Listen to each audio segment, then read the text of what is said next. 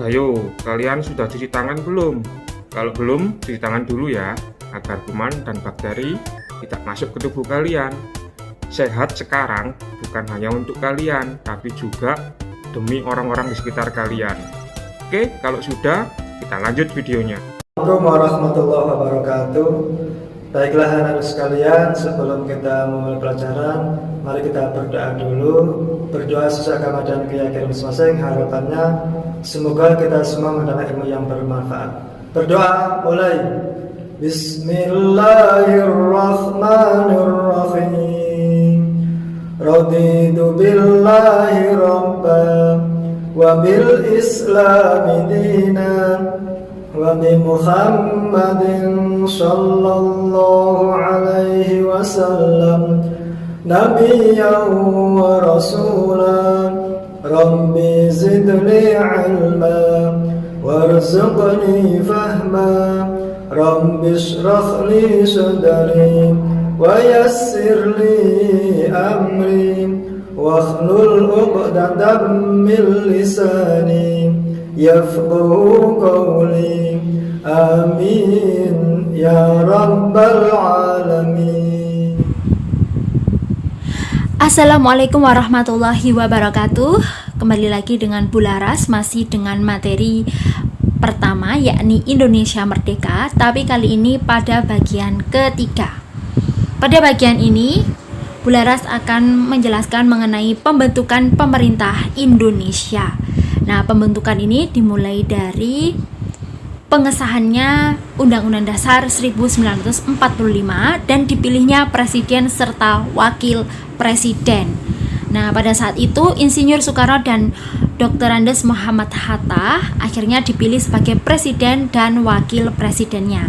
Yang memilih itu adalah Otto Iskandar Dinata. Nah, waktu itu tugas presiden masih dibantu oleh Komite Nasional.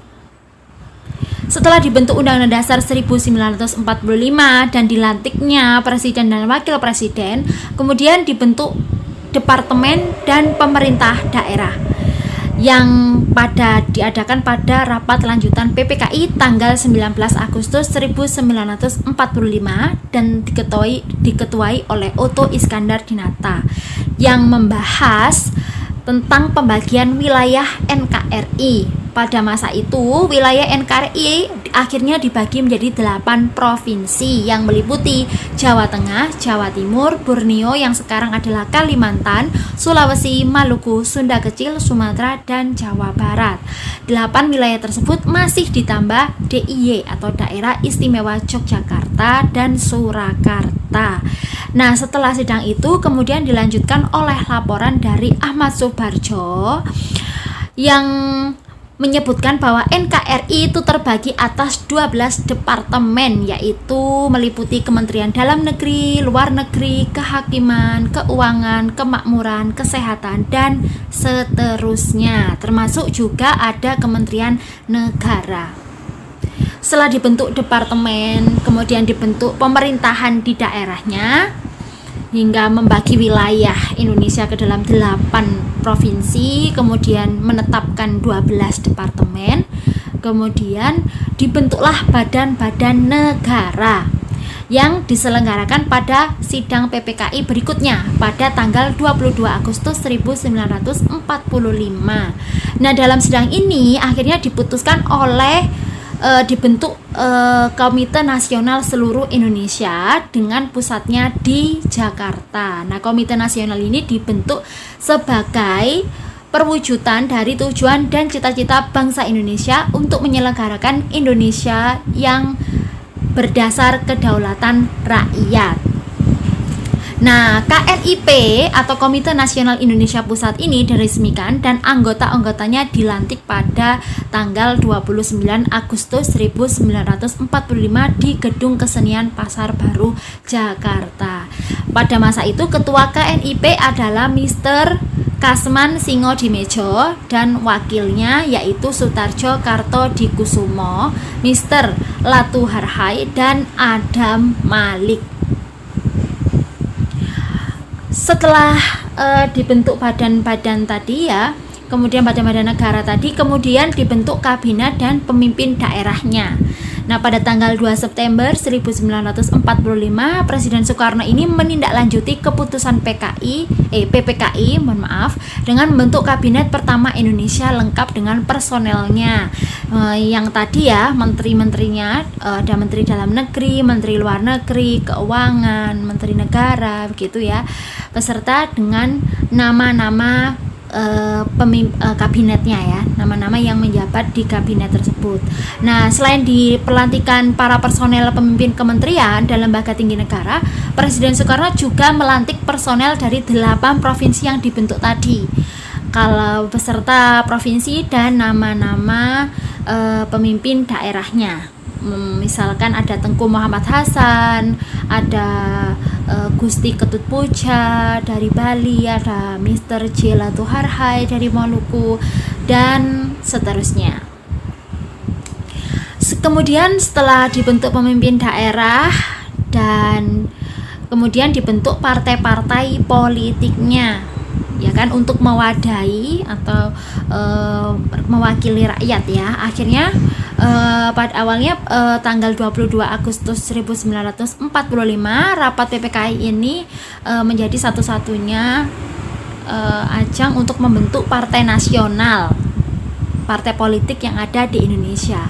Namun dengan dikeluarkannya maklumat pemerintah tanggal 31 Agustus 1945, gerakan pembentukan PNI, Partai Politik Indonesia ini ditunda dan segala kegiatan dicurahkan ke dalam Komite Nasional.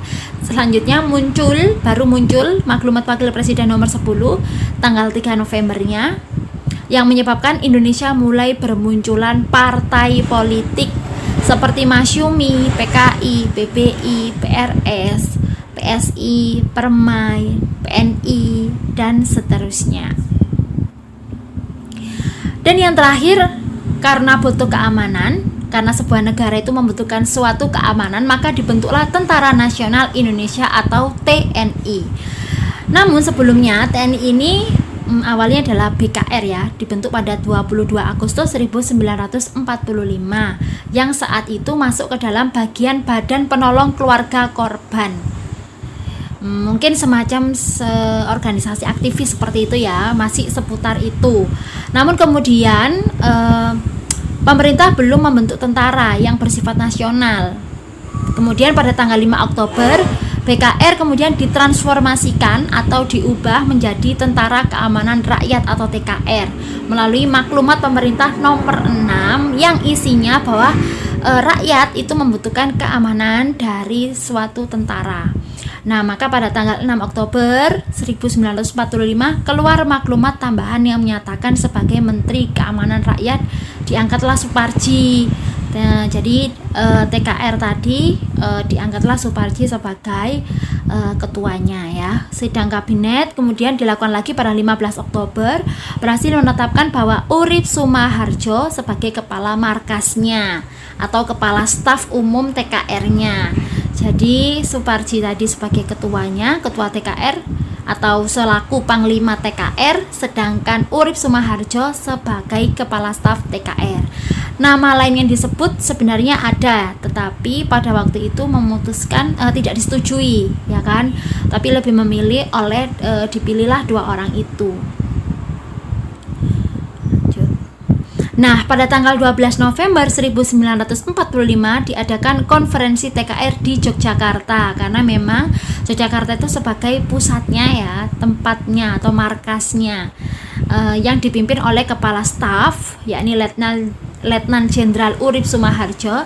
Nah, hasil konferensi TKR yang diadakan di Yogyakarta itu memutuskan bahwa Kolonel Sudirman, Komandan Divisi 5, ditetapkan sebagai pemimpin tertinggi TKR. Pemerintah Republik Indonesia pada tanggal 18 Desember 1945 melantik secara resmi Kolonel Sudirman menjadi Panglima Besar TKR dengan pangkat jenderal.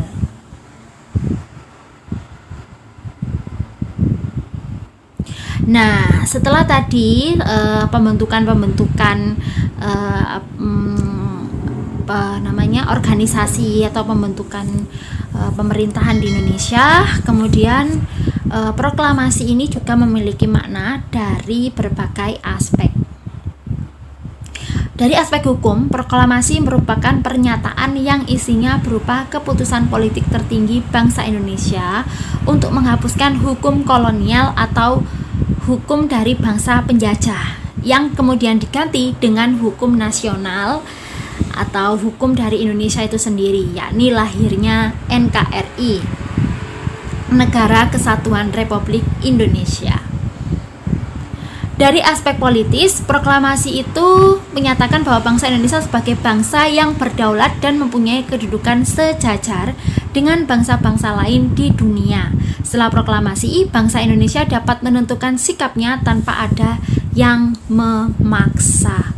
Jadi, makna proklamasi dari segi politis itu adalah menunjukkan bahwasanya bangsa Indonesia itu bisa berdaulat dan memiliki kedudukan yang sejajar dengan yang lainnya. Dari aspek sosiologis, proklamasi itu menjadikan perubahan dari bangsa yang terjajah menjadi bangsa yang merdeka.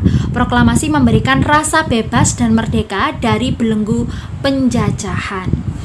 Jadi menjadikan kita itu sebagai bangsa yang selalu ingin bangkit, selalu ingin memperjuangkan kemerdekaan.